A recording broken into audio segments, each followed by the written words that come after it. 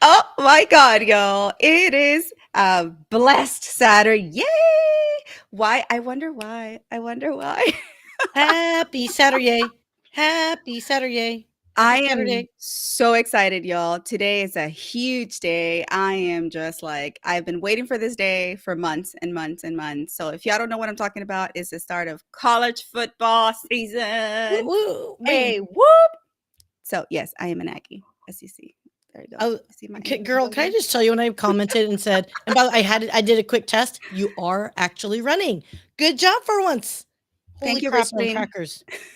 Thank you, Restream, for letting me drop a few F bombs on you last week when you didn't air during our freaking draft party. I mean, I that was the weirdest thing. know. So much energy and no comments. I was freaking out yesterday or last week. Yes. Yeah, poor Syya. Y'all were giving her a heart attack, y'all. But but it seems like y'all got it together today. So thank you for that.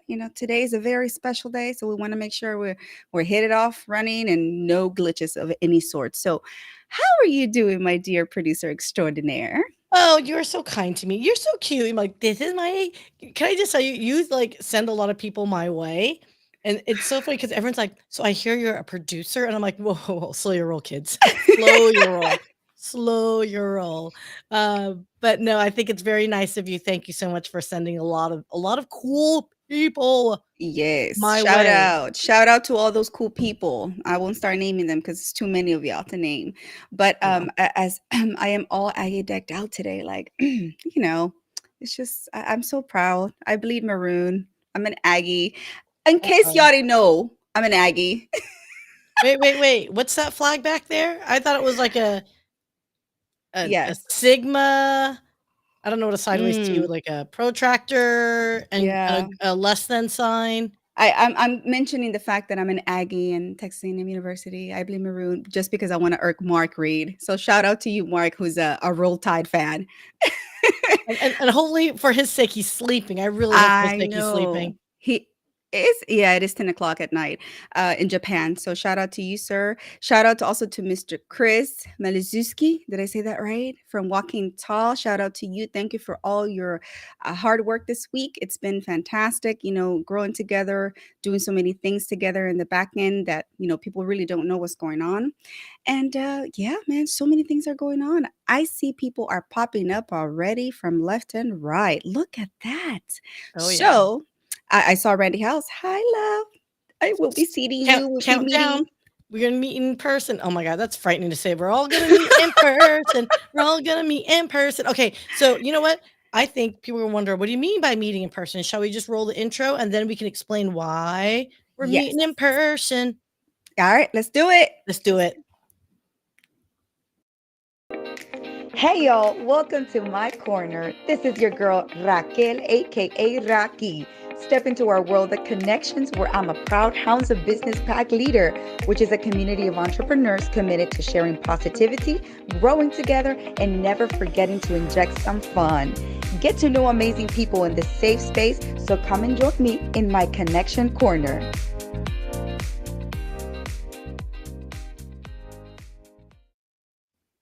And dance, and dance, and dance, and dance. Hey, Oh, that hey, hurt. I hey. slept funny. That hurt. Oh, that Oh hurt. my God, girl. After a certain age, right? Well, no, no, let me not say that. But anyhow, y'all, today is such an amazing day, and I keep saying this just because I literally couldn't sleep last night because it's fall. I love fall for like three different reasons. The weather starts getting better, pumpkin spice everything. Don't hate on pumpkin spice, and then football. Gosh, Do do college do football. do. Do Yes, do do do. yes. I don't I know the word. I cannot don't know. wait. Do do do. I have to sing a song or something every show. I've decided I off know. key. I know. So we'll be doing karaoke then at our retreat. So tell the audience what we're doing Okay. this weekend coming up.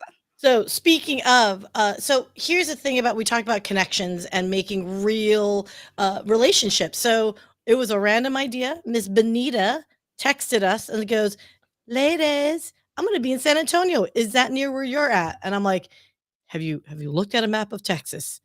But you know what? when you have a friend out of Canada that makes it all the way down here, you just make the time. So we decided to have a weekend, meet up with her, and before we knew it, all these hounds were like, "We wanna come too, we wanna come too," and it got to the point where I actually had to stop and say, no more people," because Yep. then it's just pure chaos. So, yeah, there's gonna Mhm. be approximately s 14 people in one home, with a couple people visiting for the day. So Yes. it's gonna be a wicked party next weekend. So we're gonna be Yeah. doing a lot of, like, high fives and, like, sippy sips, but we're also gonna be doing a lot of content creation, and, there's a lot of business actual Mhm. collaboration meetings that are gonna be taking place. So, guys, LinkedIn works. If you can find your tribe, Yes. it works. And speaking of tribes, do we wanna talk about, like, one particular one? Yeah, absolutely. Well, first of all, if you don't know about the hounds, where you been? Where you been hiding? You've been Where you living been? under the rock? Where you been? So the hounds is this community that literally it's solely responsible for me being here. This is how I met Syya. This is how I met Mike. I've met countless others, creators, LinkedIn creators, and just fantastic business people, entrepreneurs who have inventions, who have services, who have just amazing stuff going on. And if you don't know who we are, well, then this is your opportunity to find out. So join us on the next session. Well, it's going to be on September 7th at 1 p.m. Eastern time, Eastern Standard EST. I don't know, EDT. That's a difference, I guess, daytime. But Daylight mhm. savings time. I know, So that was me being anal, sorry. Yeah. no, but you're not. Yeah, you never are. Yeah, So just hush so your mouth. let us know, like I said, bring your questions, figure out who the heck we are because we are cool kids. We are the cool kids. I always say that, but then again, I am biased. But no joke, y'all. This is a community where you can be from any industry, as long as like Mike Asherbrander says, have share your crayons, have your kindergarten skills sharpened. You will be you will fit. We're very welcoming. We embrace individuals as long as you have heart, you lead with kindness, and you're part of the fam. And we're not just it's not just about fun. We really do business, and I mean this in a serious note, right, Sia? Oh, yeah, we don't mess around. I mean, yeah, I mean, look, life is too short to be overly serious, but sometimes you actually have to get stuff done because as lovely as it is to spend time with you, darling, you don't pay my bills. I'm just gonna throw it out I there. don't. So Oh my gosh. But no, no joke though. So check it out. It's an amazing, like I said, it's an amazing community and it's an amazing opportunity for you to find out what we're about. And we're about a lot. Okay. So just know that. All right. So how about we, do a shout quick out yep. our sponsors? Yep, Yeah. let's do a quick shout out to them, and of course, that would require me to remember to do this and that, and all the good stuff. So let's thank our sponsors. Yes, ma'am. Well, the first one is definitely Towsy Brands, Janice Shokran. Love you. We love you. We love you. We love you. You're amazing. Thank you so much for everything that you're doing in the back end. We have our fantastic Towsies as always helping me with my back posture. And y'all need to check it out. I know she always has a code, right? A discount code Yes, for people who watch the show, for hounds and etc. So Spanish is on the verge of doing so many different things that I just love this woman. She is just like Speedy Gonzalez, like no joke. The Speedy Gonzalez of inventors and producers, isn't she? and we're gonna see her next weekend. So she's flying in from, Portland just to be Yes. with us for the weekend. So, and this is what I'm talking about, from meeting virtual. She won a contest, y'all. She won a contest for the Hounds, and then now she's one of the major key players of the Hounds community, making money moves. Seriously, projects, and I'm talking like big brands. So, but that I'm gonna leave it at that because I can't spill the beans. So, but anyways, who is this next gentleman? Well, I mean, we talked about the hounds. So Mike is in the comments. We hear you. We see you. I know you're on vacation in the middle of the woods somewhere. So uh, for you to be able to like, look at this roll intro, I'm impatient. Oh Freaking Mike. my God, Yeah. his needy baby, needy greedy baby, right? But you know what? Again, check out Mike every Wednesday night. We have the Hounds of Business happy hour. And last week, funny enough, Janice took it over while Mike was on vacation. The Hounds members played. So this Wednesday it's going to be with Claudia, and I believe it's going to be focused on art and business. You guys, there's money in art, as we know this. So we're going to definitely have those types of conversations. And the next company, I'm just going to go ahead and say it, Brilliant Bee Media. That just happens to be me. And what we are is a very niche but very compelling digital marketing agency. We focus on LinkedIn. That is our bailiwick, and it is all things digital content, marketing, strategy, and social media. So, got questions on that? Talk to us. We firmly believe in collaboration. So, everyone has their own brilliant light. If we combine it, we can become Oh, one brilliant beam. there you go. It came so like it came out poetically. I love that. It's The getting coffee kicked better. in. Yeah, I see that. Oh my Final god. freaking Lee. Final freaking Lee. Right? Oh my gosh. Well, the final one, but a very important one. This is like near and dear to my heart, y'all. Safe and sound. Wow. Like I know y'all been hearing us talk about it for the last few weeks because we were really trying to raise awareness about what these amazing ladies are doing, Christina, and like, oh my gosh, like it's just amazing, right? Oh, yeah. So for those that don't know, Safe and Sound is going to be a brand new CTV OTT streaming show. It's going to be available on Roku's of the world, Apple TV, and all that good stuff. So anything, if you've got a platform like a Fire Stick, etc., you will see it. It is going to be the launch of Caregiving Worldwide Network, which is going to be the global premiere, the only streaming network dedicated to caregiving and healthcare that includes mental health, obviously physical, and Mm, Syya might need it now with that tweaking of my neck. But Safe and Sound is going to be their inaugural launch show. It's a flagship show, and think yes. of it as a Christina and Cindy Harden Weiss of AEC, so Adaptive Equipment Caregiving Corner, a very Mhm. popular YouTube series and Instagram and TikTok well-known influencers. They've got over 7 million views. They're going to be the hosts. They are going to be testing and vetting all the products that we see for caregiving to help keep everyone, your loved ones, as well as our caregivers, safe and sound. So check it out, you guys. It's coming this Yep. fall. They are actively looking for sponsorship. So if you think you have a product, corporate entities that you want to support caregivers worldwide, hit us up. We will be there to help you. Yes, Brilliant Bee Media is part of the Caregiving Worldwide Network. We are very proud folks promoting them as well as behind the scenes, making Tracy Lamb, the CEO, the bad ASS that she is. So, everyone, check out Safe and Sound. You're going to hear more about Caregiving Worldwide Network very soon if you haven't already, you guys, because it's coming. Yes, it is definitely coming. Shout out to Tracy Lamb for just being the mastermind. I mean, behind everything that Safe and Sound and Caregiving Worldwide Network is. So thank you so much for the opportunity. And I know she announced on Wednesday that I'll be getting my own show on the network, and I was so excited. I was like, Okay, yeah, clarify, you guys. So Safe and Sound is one of the shows. Raquel is going to have her own show. Like she's going to be, and I know we're still working through it, but I'm like, she's going to be the Daisy Fuentes of caregiving, guys. I mean, let's just not mince words here. You're a beautiful souled person, and you're easy on the eyes. So Daisy "Aw." Fuentes meets caregiving. How cool is that?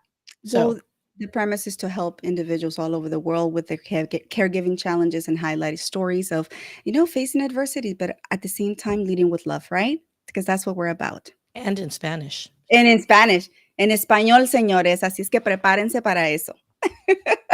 All right. Prepe So Oh my gosh, y'all. So I know our guest of the day. Oh my gosh, I'm like so honored. He's waiting backstage, like, oh my gosh, what did I get myself into? This is not like an interview I've ever done in my life, but this is what you get. You get unconventional, you get fun.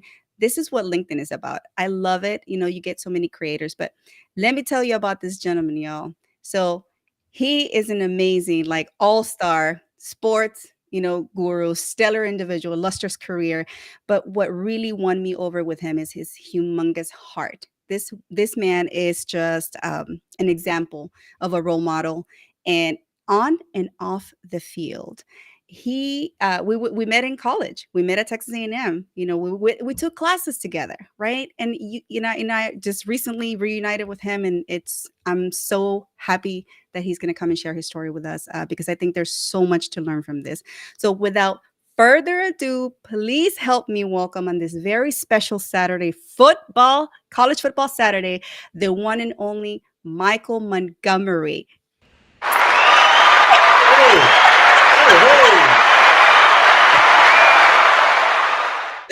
I have to zoom you in. Does that thing fit, my friend? Holy smokes, look at Oh, that. hello, neighbor.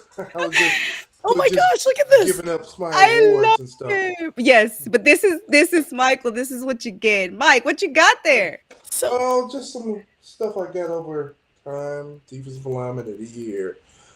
Uh, Just a little tiny one thing. That's it. uh, this is MVP. Just polishing them on off. The Heart Award from A&M. oh Whoop. my god, I love you I so love that much. helmet. But Oh see, yeah, I'm like well, Mr. Rogers over here. Hello, neighbor. hello, neighbor. Yes, and we technically are neighbors. We are both in Houston, y'all. So this is real. This is as real as it get. But Mike, man, this is I know you as Money Mike. That's what I know you as. From back in the day. And but that has outgrown to Michael.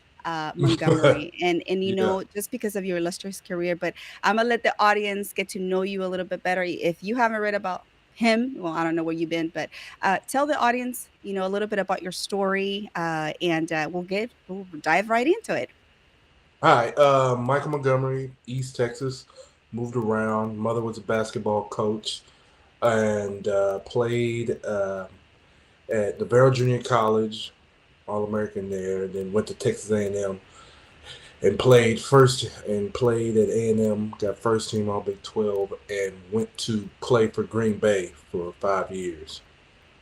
Yes, yes. And I know, your illustrious career, like I said, speaks for itself. But what really drew people to you is just your amazing heart, your down to earth demeanor, and just everything that you've been doing ever since you retired from football. But let's go back. Let's take it back to the moment of you come from a background of amazing athletes. Your mom, Mhm. gosh, like she's a Hall of Fame in basketball, for God's sake. Miss Rosie, shout out to you. And you come from that. You are naturally gifted. You're naturally talented and able. So, what drew you to sports to begin with? I saw sports as a way out. My mother, playing. She came from a small town, Emerson, Arkansas, 300 people, and she went from there to playing, in the Pan American Games, playing against Russia, meeting the president, winning championships. I saw sports as a way out and just an outlet because moving around a lot, I really didn't have a chance to gravitate and make friends like I wanted to. But sports allowed me to make friends, lifelong friends, travel the world, and just meet famous people. I always said I want to do great things. So Mhm. No, and that's a fantastic thing that, like I said, it gave you that opportunity. But I know that football was not your first inclination. Can you tell us what your first sport was? yes, my first sport was basketball. I always had this dream of being 6'9" and going to do for Coach K. But I wasn't far off. So basketball was my calling card, I thought. But I was just play football, just pass the time, and until basketball season started. But luckily, football became. I grown to love it. I grown to love the aggression, the the one-on-one aspect of it, and hitting people. So football became something I kind of grown to love. Yes. Yeah, that Okay. hidden part takes out a lot of that, whatever you frustrations you may be facing in the day, huh? Yeah, yeah. It's it's like a conquer be conquered thing when it comes to defense, playing defense. So I kind of love that, you know, like big battle sequences on movies and stuff like that. So all football is like a big battle sequence. So I just kind of fell in love with this hitting and using my body. So it sounds like to me you'd be a perfect qualified person to join the Caregiving Worldwide Network, or at least the people that you banged up against in your career might be a Oh my good God. um, audience for Yeah. Caregiving Worldwide. And it's just so funny because I just pulled up this comment. I'm so impressed by safe and sound caregiving. And then you're sitting there like, I like these big epic battles. I'm like, yep, there's an audience. Everyone, caregiving is not just elderly care, it's also for anyone that played against Michael back in the day. I'm Yeah, telling I know, you. right? Yeah, because there was some people I put down. Oh Lord. But I mean, it Well, comes with the nature of the sport, right? I mean, it is one of the reasons, like, I guess, why your mom, you mentioned she was a little apprehensive of you choosing football over basketball, just because you could get hurt. It's so physical, right? yeah. It takes a toll on the body. So can you speak a little bit on that? Yeah, because we all know football is a very aggressive style sport, and especially playing defensive line, you're hitting people every play, and every play it's a battle and a collision every play. So my mother, she really wasn't down for it, and she was like, son, I don't mind if you play, but I'm a little cautious because how violent the sport is. Let alone playing basketball is a uh, pretty hard sport to play in as well. You see guys playing, their knees are messed up and they're walking in their feet.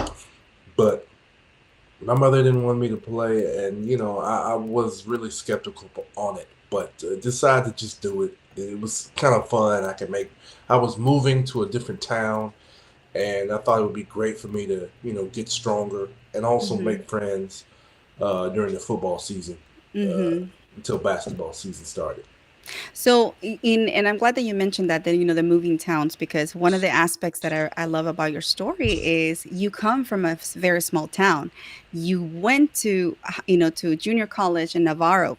And I'm just like, I only know about Navarro because of the cheer program. So, Yeah, but yeah, I know, right? but they actually bred, like, really, or they breed amazing athletes. And you're one of them. So, and I know you just got inducted as a Hall of Famer there in 2022. So, Wait, wait, wait, wait, wait, wait, good. wait. I know. Wait, no, wrong one. There we go. Oh man, y'all got oh man, y'all official around here. Y'all got the noise. But Yes, yeah. that's the producer for you with the soundboard. She's the Oh magic, man. she's the magic woman with the Yeah, finger Oh clearly, push. geez. clearly professional when I hit the dum tish. Like, Oh did not mean that as a joke. Yes, but so the question that I was going to ask you is, you are prone to gravitate towards small towns, right? yeah. Center Texas. Then you go on to Texas A&M. How was that transition from Navarro College to actually Texas A&M University? Hey, whoop! Sorry, I have to do that. Well, the transition, I guess, was more so about campus life, going to classes, going from Corsicana to College Station. Just put that Center Texas, Corsicana, and College Station, CCC. But I think the big transition was, I guess, classes, because in Navarro, we Hmm. have a super small campus. Going to class, you're not walking like maybe 5-10 minutes to class, but in A&M, the campus was huge, so Hmm. what it might take you 10 minutes to get to class in Navarro, but if you're at A&M, it's going to take you at least 30-40 minutes, to get to class, depending on if you actually know where you're going. And they didn't have hoverboards or those little No, wheel not at things. that point. Yeah, they didn't have those back then, so you really actually had to walk, and nobody had cars, especially not me. So you really had to just look and just find and ask people where you're going, because the campus was so huge. Mhm, mhm. And now, like I said, I met you during that time when we were in college, and may I say, at that point, the team was just solid. Like, I love the football team that we had at that particular time. But can you walk us through how life for you was transitioning from then, and actually being a student athlete of a Division 1 university? How was that experience for you? That experience was a lot the same as Navarro, but a little more intensified.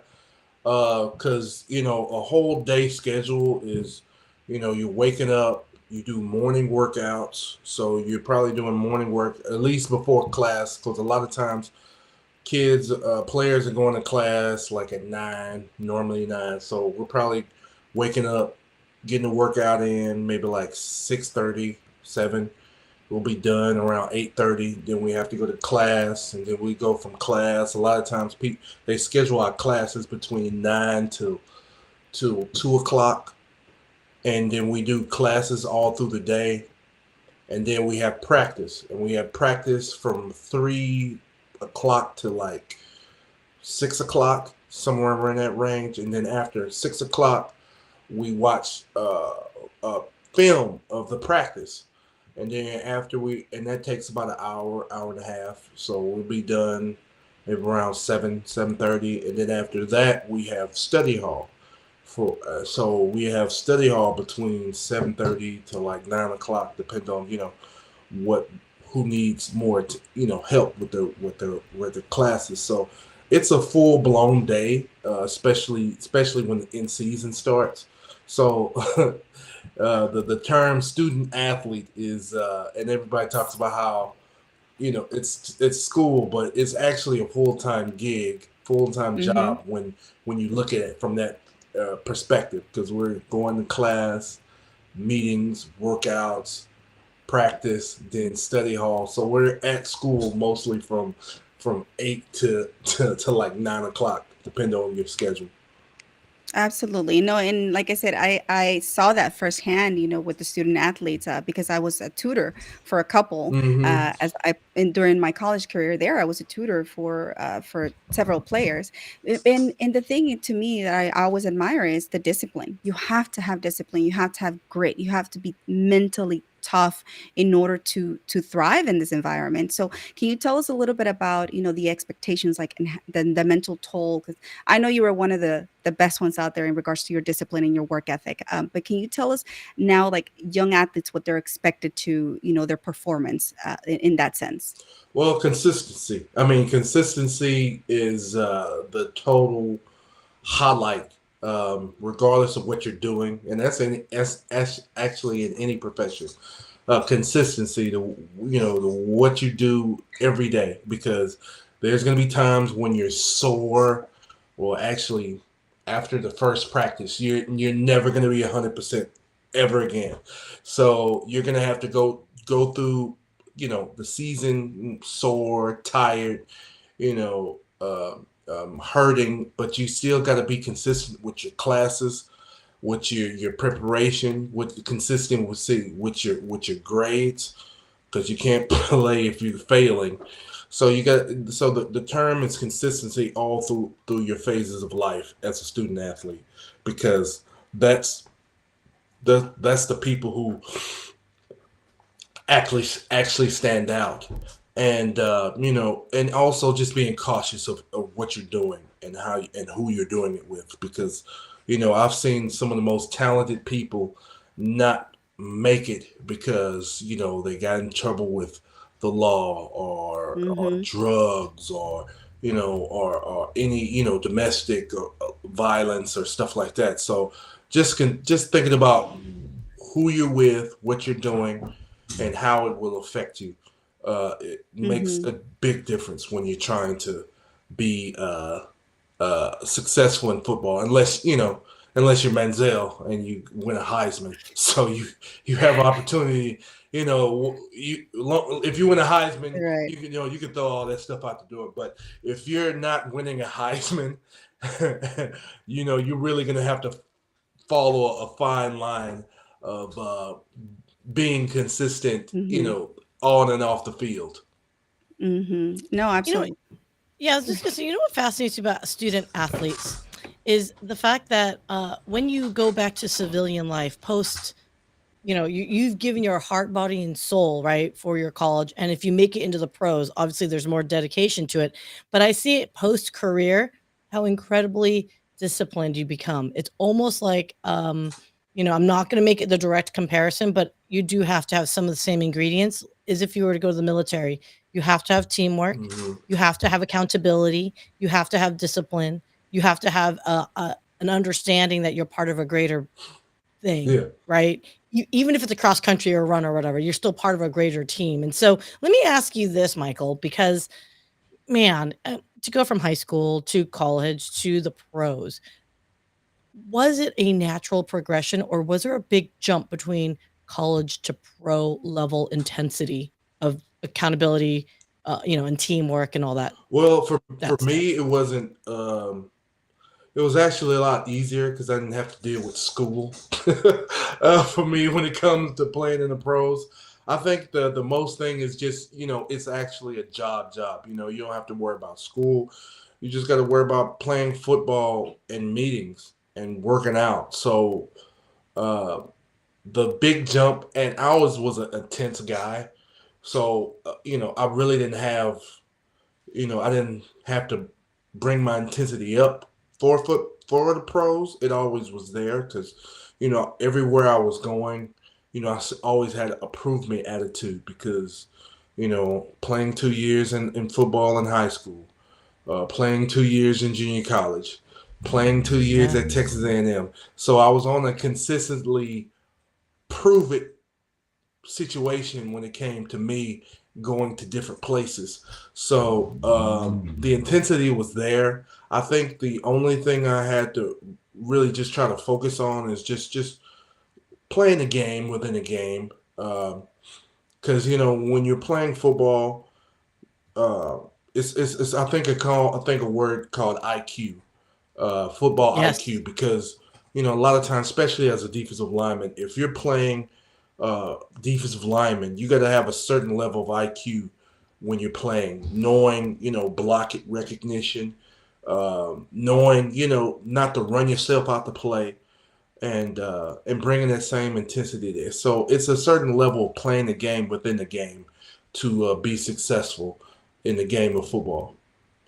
Mhm. No, absolutely. I totally understand, where you're coming from with that.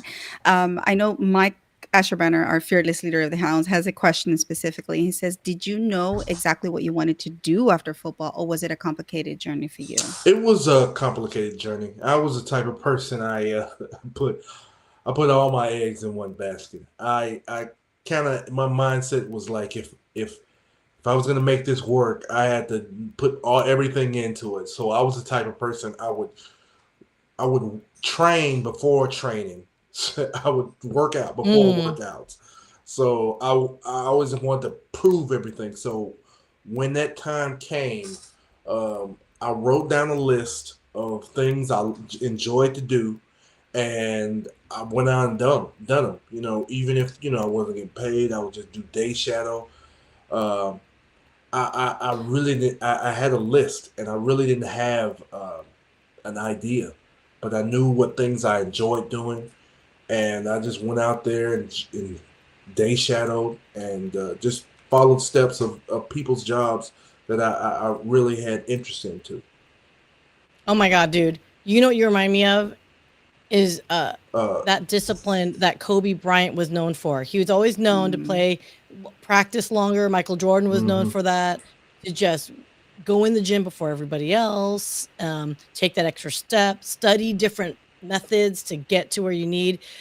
Who were your heroes then, if I may ask? Uh, for a minute, I thought you said you remind me of like I thought you was gonna say I remind you of Idris Elba because of my beauty, my looks, but I think Hey, I gotta build up to it, my friend. We just met, my friend. I can't throw out all the guns all at once, man. I gotta, uh, you I know. think who I looked up to was my mother, of course. She accomplished everything under the sun.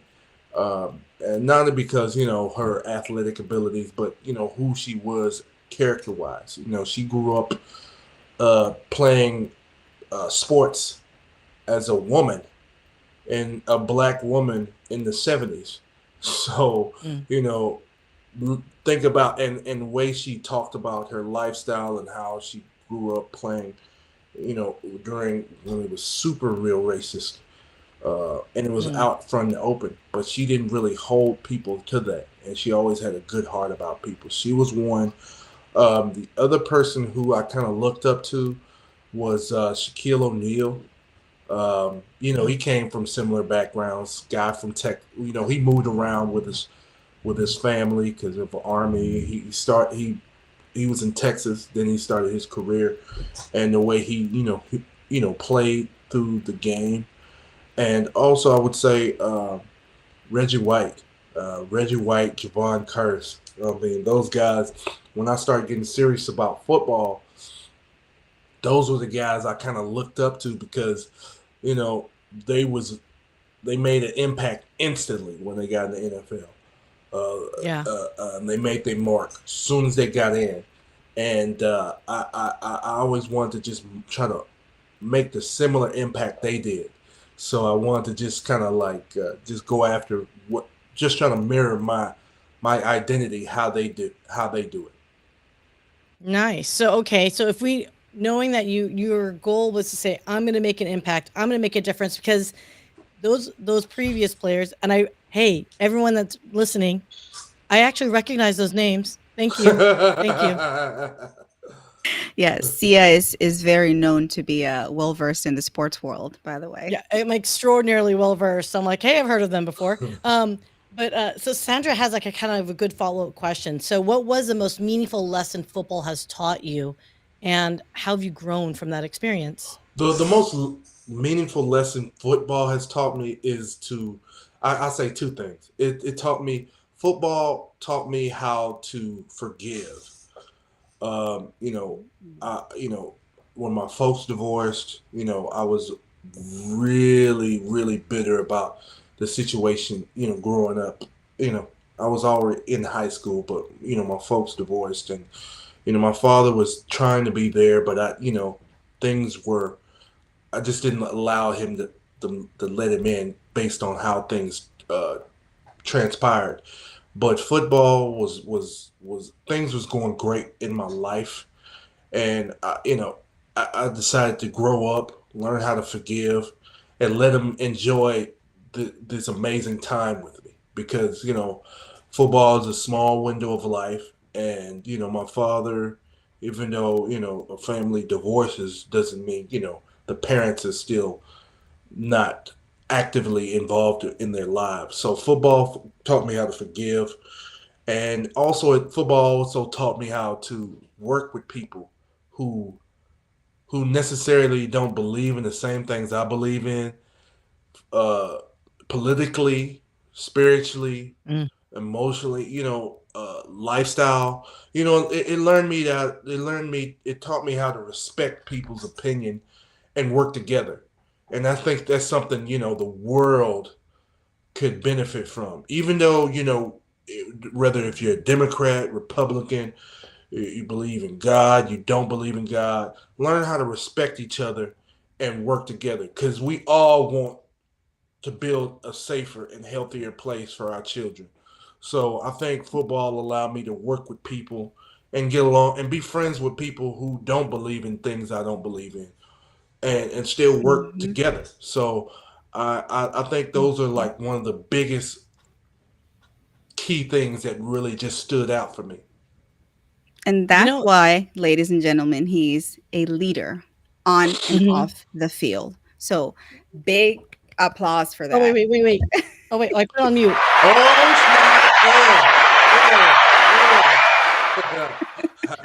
So okay, okay. So you've got your life lessons, and it taught you to be much more open, more understanding that maybe one opinion might be different doesn't necessarily negate the entire person as an yeah. entity. Which thank you for saying that because we're so polarized these days that it's sad that a one singular issue can make or break a relationship. Thank you for that high EQ statement. Myth.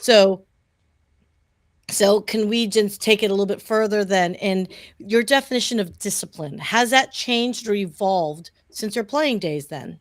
Yeah. My definition of discipline, learning how, cause I understand like football discipline.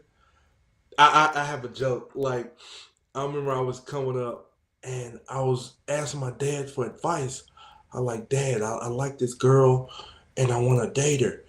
And my dad said, you know how you was obsessed with playing football and you wanted to make it in football and you was like that every day and you was going hard and you need to be just like that to her. And I was like, I don't know if I should be like that. I think that might be coming off a little stalkish if it was coming that way. But but I think having a healthy discipline, healthy type of style, because you do want to accomplish your goals. You do want to take, but you got to learn how to enjoy the process, because you're not, whatever you're chasing, whoever's listening, things are not just going to come to you all of a sudden. So it's best to understand and enjoy the process on the way up there, and enjoy your small little victories to your big milestone, because you know you know if we just hunker down and we're always like grind and let it, and not allow us to even enjoy ourselves, things could be tough. So I'll say, you know, have your goals, but have your mini goals, so, and enjoy the process. Enjoy the small steps you're leaping towards to your goal, because Mhm.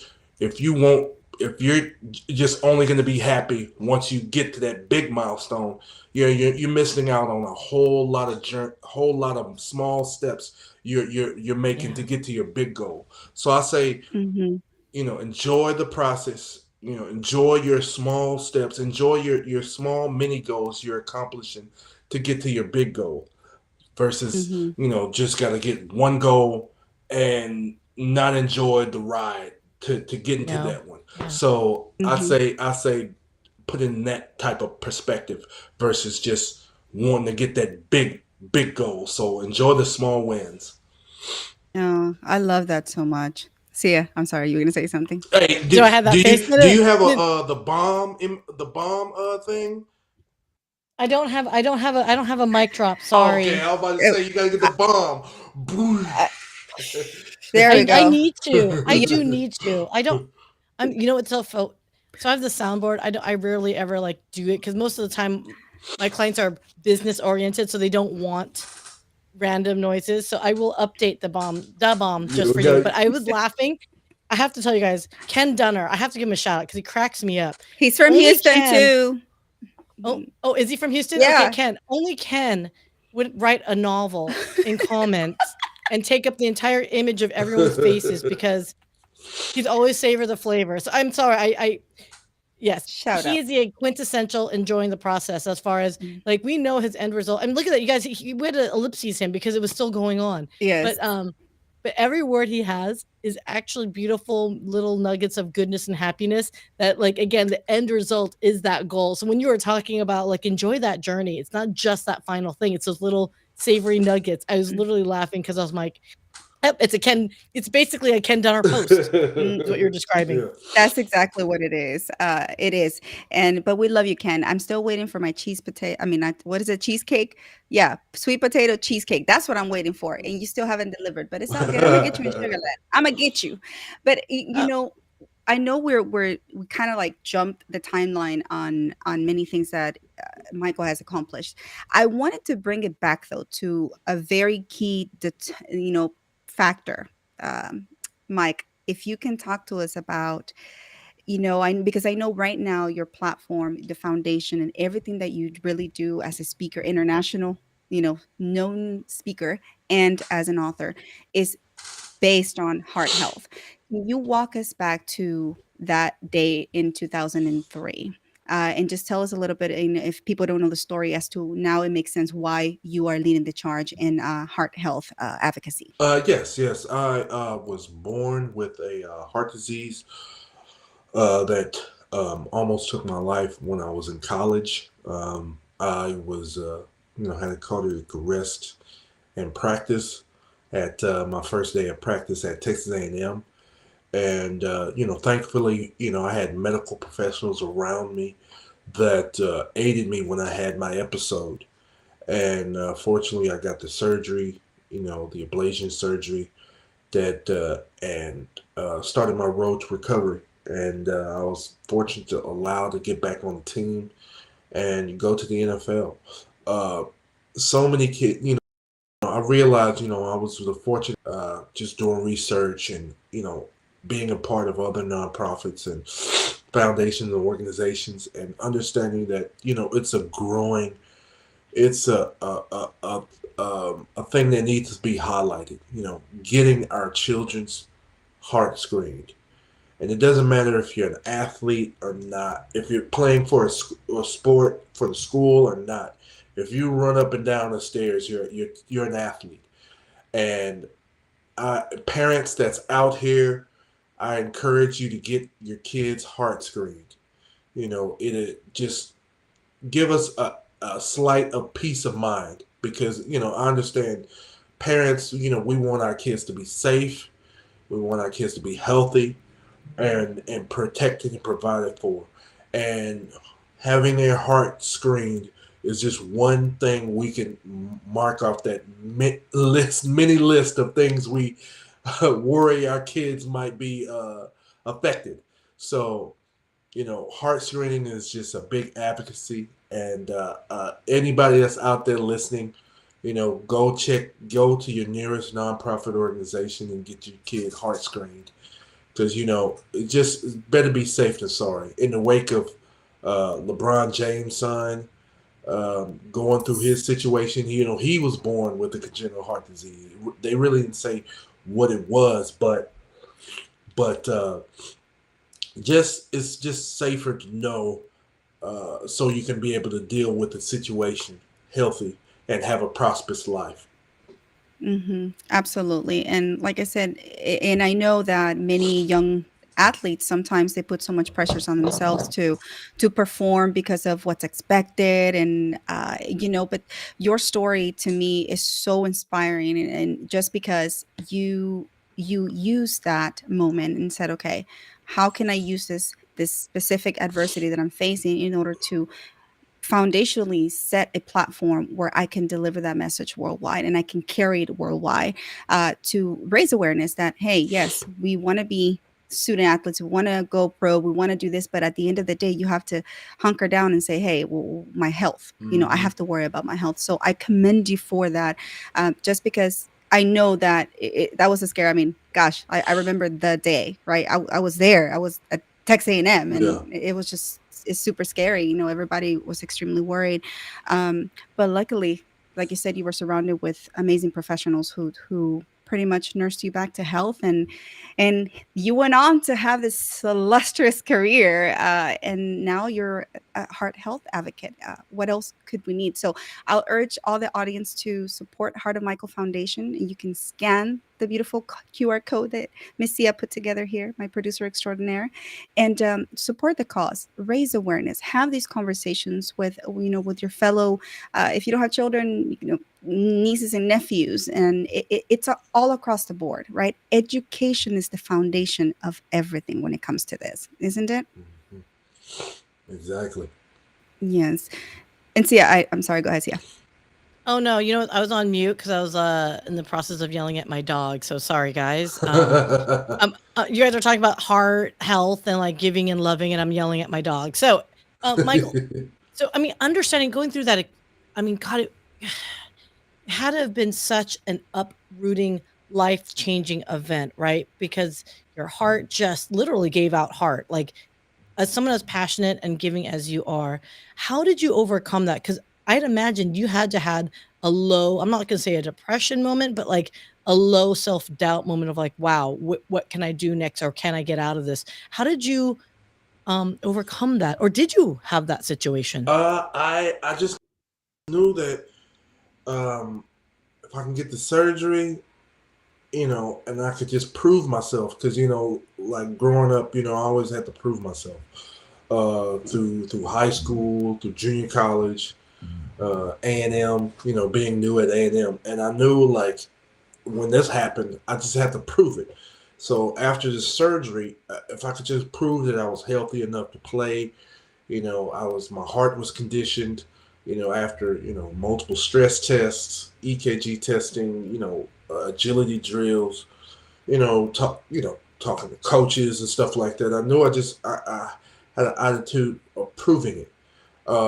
I had self-doubt, but I knew if I could just prove it to the coaches that that I could play, that I could get back out there, because it was a dream that I just didn't want to let go and give away.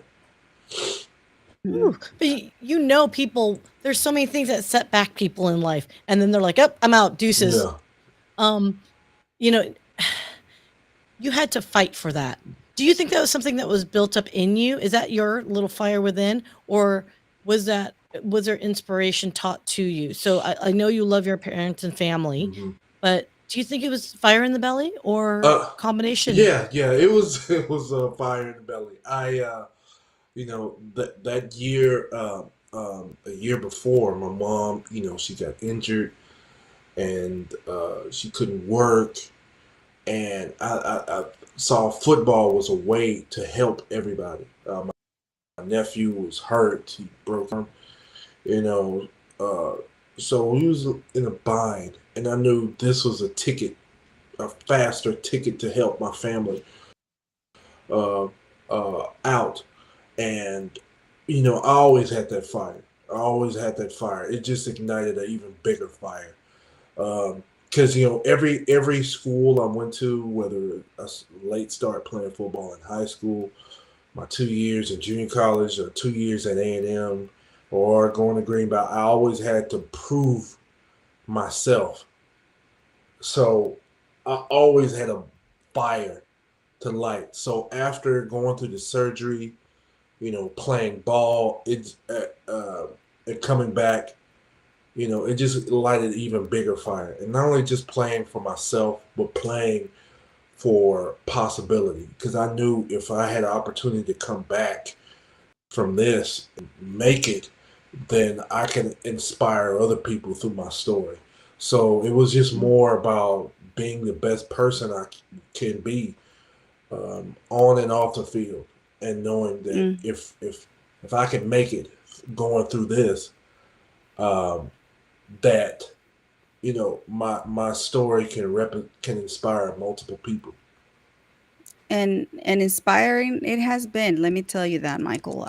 Your story has resounded worldwide. It has inspired so many individuals to take action, right? To raise awareness and be foundationally educated when it comes to heart health. And I'm over here reminiscing on your time at A&M and M and looking at some of these pictures. And thank you for sharing some of those prizes, some of those, things you had in the beginning of the show. Yeah. But this Prizes? Did you just call trophies prizes? trophies. What is this? Hey, Some kind of like a carnival no, game with your family playing? My English is not very good looking sometimes, they Oh my think it God, girl. Yeah. Okay, wait.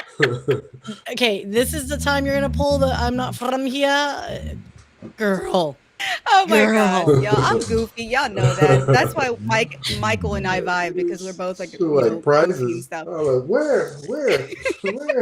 I know, no kidding, Yeah. dude. Like, oh We're my giving out God, oh my God. prizes. Okay, Michael, for someone with a gorgeous, okay, look at you. Look at that gorgeous, cute smile that you have and that handsome Idris Elba face. Oh, I made Why? it! Oh, What? I made it! Hey, There we go. See, I told you, I'm building up to it. drop the bomb. The congratulations.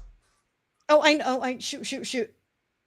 Oh, wait. I Yeah? Okay. made Okay. it. So, my friend, I do have a question. Uh-huh. Look at that accomplishment of that picture on the right. Why aren't you smiling? You've got that gorgeous smiley face. Why are you like, yeah, that's right, I did it. Like, come on, Oh, guys. Why do you football players do that? when I was Why? coming up, I didn't know how to smile. I always thought my smile was awkward, and I didn't know how to smile. So I would like. So I smiled on Mm, pictures when I was coming up, and I always and then football pictures they'd say, "Hey, don't smile." So I just kind of like every picture. So I never never had the authentic smile like growing up. So I was always cheesing. So I just but I try Mm, to smile as much as I can now. So okay. yeah. I'm not a Green Bay fan. In fact, my old business partner is from Wisconsin, and she's like absolutely hardcore Green Bay. So I'm sure she knows you very well. Um, but I have to ask, hmm what did you think of those colors when you played for them? Did you care? Oh my god, Sia. oh, Hey, these are very important questions for people that are hardcore foosball fans. Okay, we want to know. I didn't care what those colors were as long as I was in the NFL. I would have been in Alaska as long as it was the NFL logo on the front of it. I was in there. I was just I was just ecstatic just to be in, and not only Green Bay, knowing that Green Bay was really similar like Texas A&M with tradition and history and all that, and and I'll tell you what, they really take care of their people. When you're tired, you come back, you do events. So Green Bay was a really great organization. Great teammates. Had an opportunity, get drafted with Aaron Rodgers, who's currently gone, and Brett. So Aaron Rodgers, Brett Favre, Charles That's it. played with. Those guys. Yeah, those Yeah, guys. those guys that people probably don't know much about. Charles Woodson, Al Harris. Those stories. I tell you what, come make a book out of it.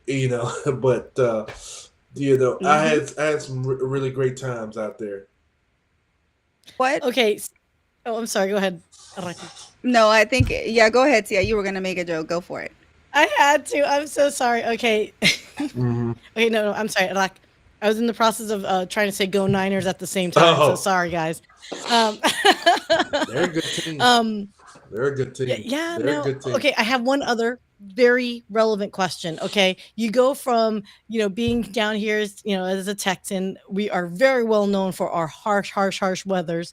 How did you transition, and how do you guys put up playing in the snow? I've always wondered that. Like, do you guys put some kind of like numbing cream on your bodies? Because you guys are playing in like wicked weather, and I don't see you guys sleeved up or anything. How do you not like have massive muscle retraction in that Well, weather? when you're playing football, your adrenaline is pumping. So you really, your adrenaline is that keeps you warm. And if you cover your head and your neck, that keeps your body warm. Because a lot of times you get cold through your head and through your neck. So a lot of times if you have a head wrap and you have a neck scarf on, that kind of like warms up your body. And Huh. believe me, you would have been out there playing in that cold too if you was getting paid the amount of money we're getting paid. So I don't want to hear none of Oh, that. Everybody talk I'm about, sure of that. yeah. Everybody asked me like, how could you do that? I was like, the same way you could if they were paying you hundreds of thousands of dollars for 6 months. You'll be to play a little kids game. It's not. And I always thought about it like that. Like, I'm getting paid hundreds of thousands of dollars just to play a kids game, a game I played in high school, and all we do is practice in meetings, and that's it. It's not real work. It's just football. That's not life saving work like doctors and lawyers or politician mayors, stuff that really kind of like, it's just entertainment, and we're getting Mhm. paid 6 months out of the year. Um, people 4 or 5 times salary now. So I always looked at it just like as a kid game. And not only that, anybody out there, y'all would be crazy if y'all wouldn't be playing football for 6 months if you was getting paid the amount of money they're paid. So anybody could do it. So I love that you are so humble about it because as Raquel mentioned, you made the Hall of Fame, for Navarro College, and it's inspiring because you worked hard. You didn't do the I got drafted straight up out of college, and you went to junior college before. I mean, you put your time and dues in. Yeah. So you are such the epitome of if you put yourself, um, discipline and you care, you can make it. So I'm kind of bringing this back to Claudia's question from like 40 minutes ago because, well, I'm that far behind because so many people are like commenting. Um, so Claudia said, many of us want things, but we give up too quickly. Do you believe people can build and grow that fire within themselves? So going back to my question of, hey, is it fire in the belly or not? Do you think people can build it? Yeah, I think people can build it, and I think it that fire in that belly comes from pain. So some people, that fire in their belly, well, this is how I look at it. That some people have it comes from pain, because my pain was, I went there and help my family. I saw football as a way of financially supporting my family, my mother, supporting my nephew, and it comes from pain. So any successful person, you see, that's athletically or sports wise, you see, it's some sort of pain that they harnessed for motivation. Ray Lewis, he harnessed that pain from not having much. Or Shannon Sharp, he harnessed that pain of you know in a little one bedroom house that he couldn't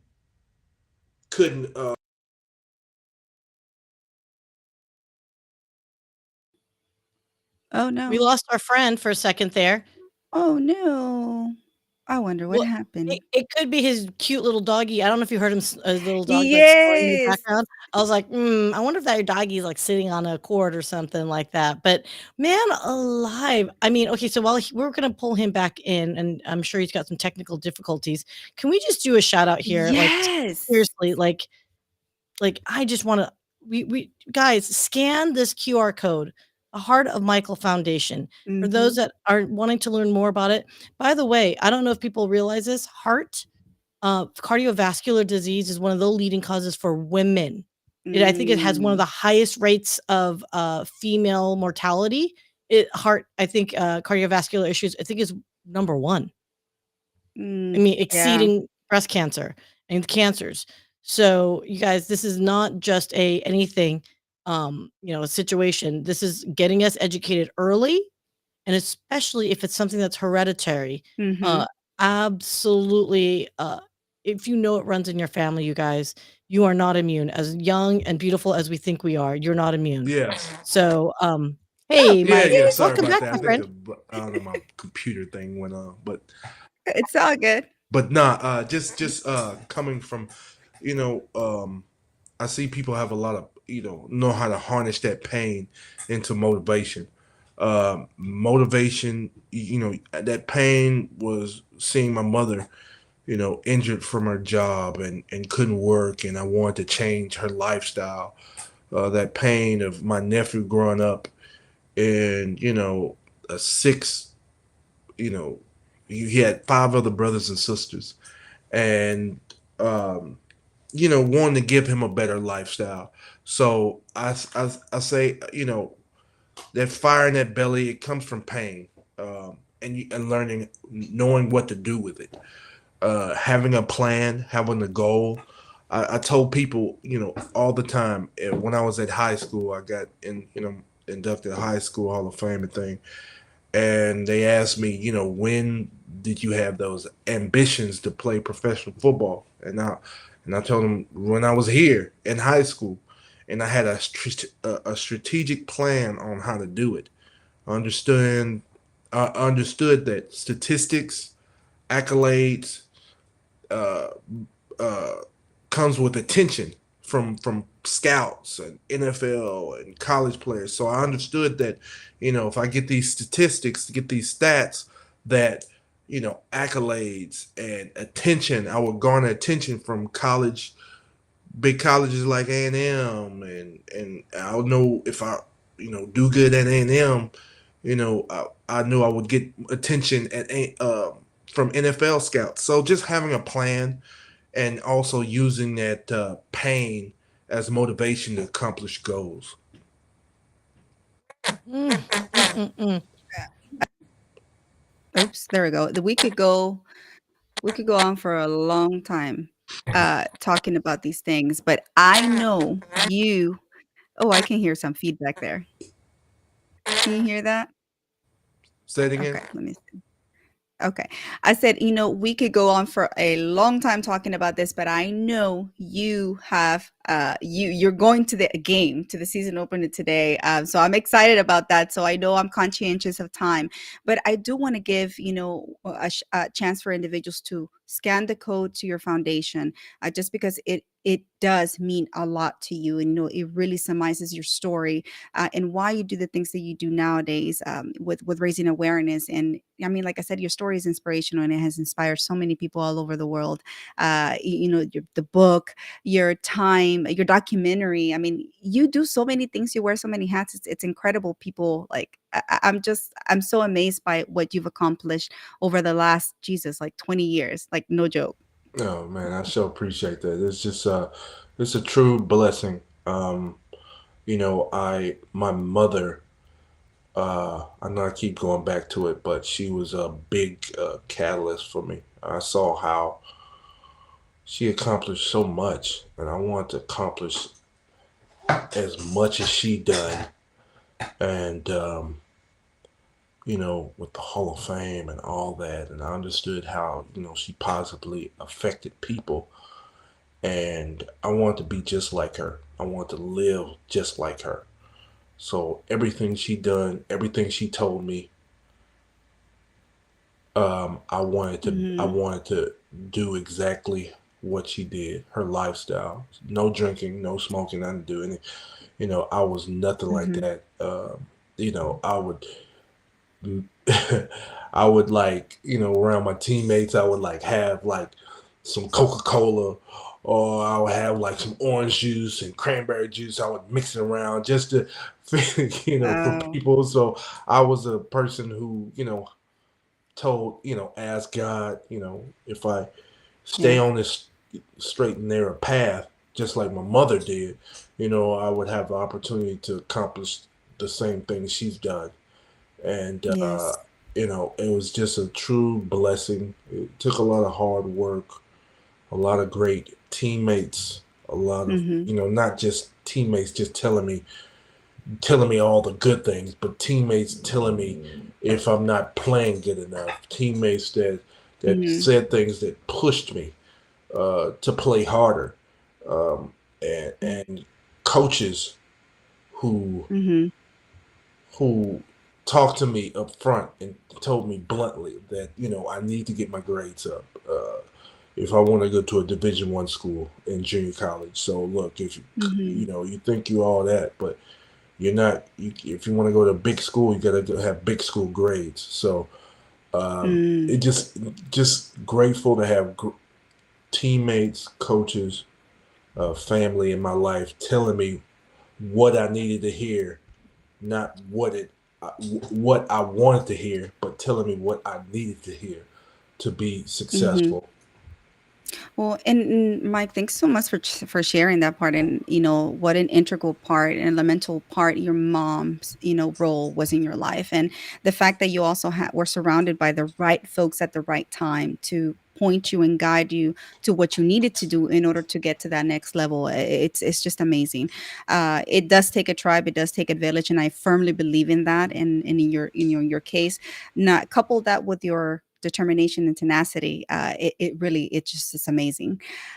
So we love that, and we love, and this is one of the aspects that I really admire of Michael, that even though he has gained all this success, he has done all of this in his life, he's never lost touch of that humility. He's always been the down to earth individual, and it's just amazing. So I know we're coming up to wrapping it up, and I just wanted to ask you if you have a parting message for these young people out there, for athletes, for individuals. Oh, Raquel, your audio is bouncing out. So something's going on your side there. Oh no, not now. I know you're getting all muted sounding. So I think what she's trying to say, Michael, is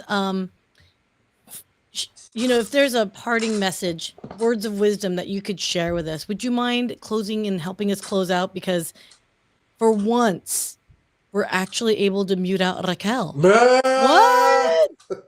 And you know darned well. Oh, wait, I'm sorry. Before that parting message, so I'm going to let you chew on that. There is one other question from Chris Melazuski. He is begging, can you share one college story, a college age Raquel Michael story that is PG-13 enough to share? College story. I That's PG. It might be nothing. I know. I get it. yeah, I get, I just know she was like a super bookworm. Good girl. I mean, she was very like she was very into like being involved in school. Like she would like the one who raised her hand.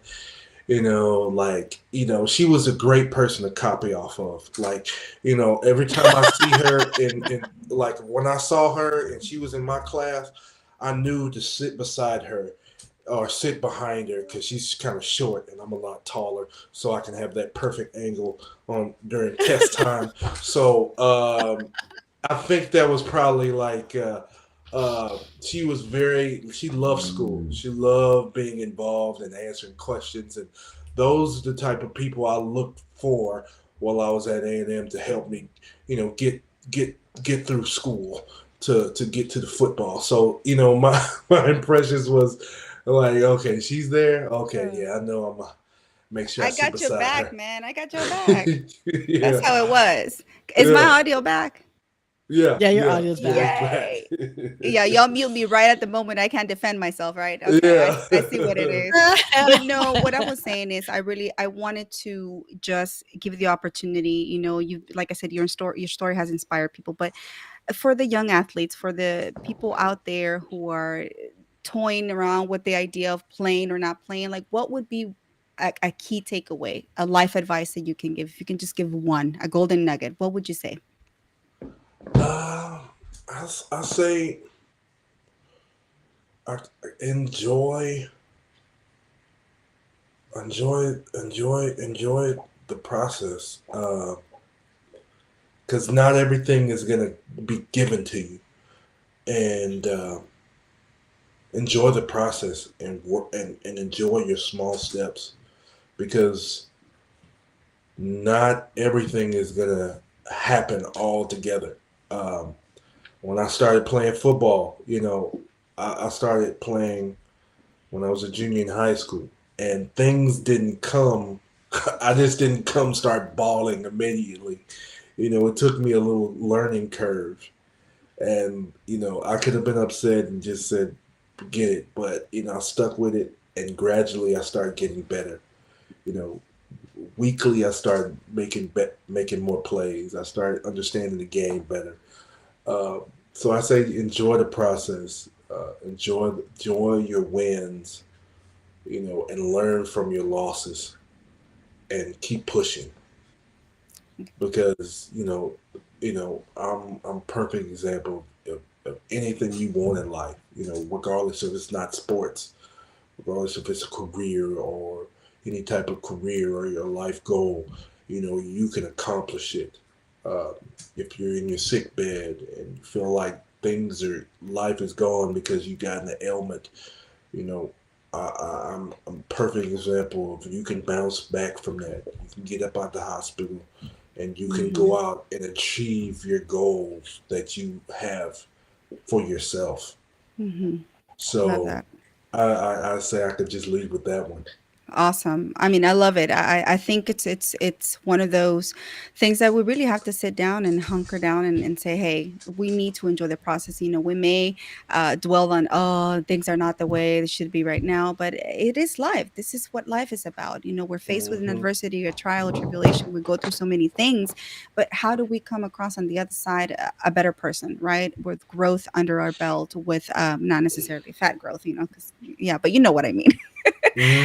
Personal Exactly. growth in that sense. But I tell you, man, we could go on for hours and chat, but I know you got to go to the game. I know I got to get ready to watch it. So I want to ask you, what are your predictions for this football season for our dear beloved Aggies? I have my own predictions, but Football what's your season. The football season is tough. I got to see how they play this mm, first game because they have the talent, but a lot of times what I saw last year is mental errors. You can't win games if you have mental errors, whether it's defense losing contain or not getting on third down. So my prediction is they probably finish mm-hmm. Okay. second or third in the SEC. Okay. But but that defense got to nip it in the bud. They gotta play good, sound, fundamental football. Well, it's the Uh, second season. I mean, the second year with DJ, right? So let's see what they can do so that the yeah. defense is a little bit more mature. Now with the offense with Bobby Petrino, we'll see what that style is like, right? But Hmm. we do have a more mature team than we did last year. I know it's unpredictable still, but I think we got a shot. I have a prediction of at least 8-4 for the season. So Yeah, I'm thinking so too. I'm thinking around that area. We gotta, like I say, they gotta band together and play, and if they can eliminate mental errors, they can win. They can at least win like 2 or 3 games based off eliminating mental errors. Because mhm. that one was killing me when I was watching it. I mean, last year, like I said, it went down south like too fast for me. I still can't get over the app state. Like I cannot, but Oh my I'm gonna try not gosh, to I think was about that watching one. that game, and I'm like, these guys need to be putting them away. They shouldn't play with them. And man, they can't play with teams like that. They got to let them know first series who's in charge, Yeah. offense and defense. Mm-hmm. So you can't play with teams like that. Yep. Yep. So we'll see. We'll see what they showcase in this first game in a few Mm. hours. Like I said, I'm excited. This is a great next 4 months for all of us who are sports fans. And but anyways, so shout out to everyone in the comments. I know we really gotta go. Thank you so much, Michael, for your time. You've been so kind and generous, and we cannot wait to have you back. I think we have so much to talk about. Your foundation and the entire just effort global effort that you're carrying. I think it really fits with what our message here at Iraqi's Connection Corner is. But thank you guys in the audience for your questions. They were amazing. Michael, you did phenomenal. Connect with Michael if you have not yet on LinkedIn, and even though he has other social media, but reach out to him through LinkedIn. He's an amazing advocate, like I said. Michael, thank you so much again for the opportunity to interview you, to share your story, and I cannot wait to see your next chapter, your everything that you have going on as a speaker, as an author, and as a heart, advocate. So thank you again for coming. Guys, we'll see you back next weekend with another fantastic episode of Raquel Connection Corner. I love you all and have a safe Labor Day weekend. Enjoy it. Be safe more than anything. And just go enjoy some football. How about that? Giga Maggies, hey, whoop! Gig 'em. All right, roll the outro. Bye. Thanks for joining us, and I hope our chat inspired you to make a new connection. Please like and subscribe, and let's build a great community in our little corner where we get serious business done by injecting fun. Thanks for tuning in, and until next time, come back to Raquel's Connection Corner.